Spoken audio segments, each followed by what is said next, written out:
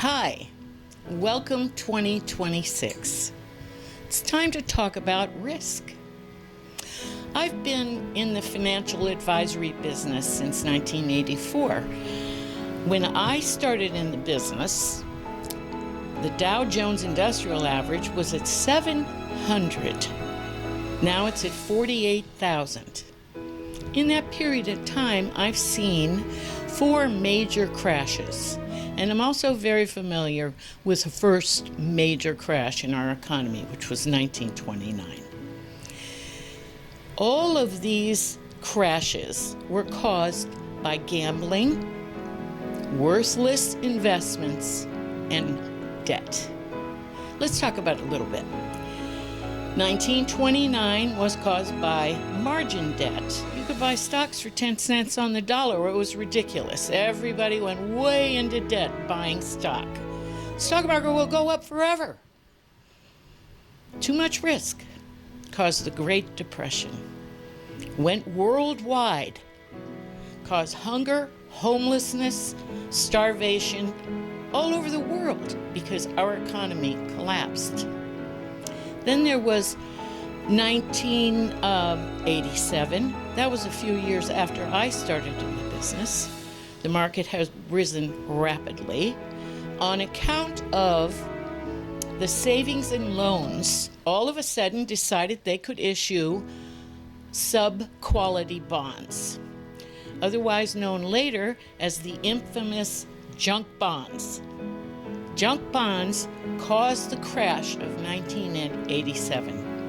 I worked in Manhattan at the time on Wall Street, one of the biggest trading firms in the country at the time. And I can tell you that that crash almost crippled the world economy. Came very close. Then there was 1999, 2000, which was the dot-com bubble, which was caused by overinflated equity prices. There were stocks, technology stocks, that were trading for $100, $200 a share, had no earnings, no products, just a bunch of ideas. People were gambling like crazy in the market. It crashed. Then there was 2008, our latest. And in that one, what caused the crash? Housing prices. All of a sudden, everybody is going to be able to get loans on their houses. Everybody's buying houses. No matter what your qualifications are, you can buy a house, and you can get a mortgage without even qualifying for it. And then you can refinance and get all your money out of your house and buy some jet skis. It was a time of extravagance, overspending, and what happened? How many people lost their homes? How many people ended up bankrupt? How many people had to walk away from their mortgages and everything? It was a terrible thing because too much debt, too much risk. Right now, we are headed, I believe, for another downturn in the market. And I think it's very important that people look at the major risks in their portfolio. Now, if you're young, you want to hold on to your money for a long period of time. So you don't necessarily want to liquidate all your investments. But what you want to do is make sure there's not a lot of risk. And we're going to tell you what the risks are.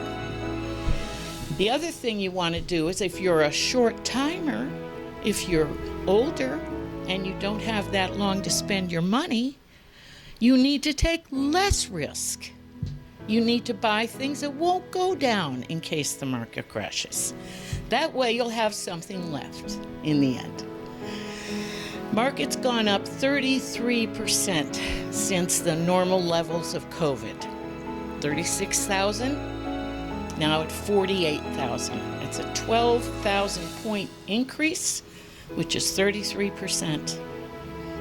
That is a huge run-up in a short period of time. Keep in mind that the market was at 700 when I started. 48,000, okay? You've got to be realistic. There are a lot of factors right now that could cause a downturn in the market. We're going to talk about a few of them in the next few videos. And we're going to talk about value versus price and what intrinsic value is.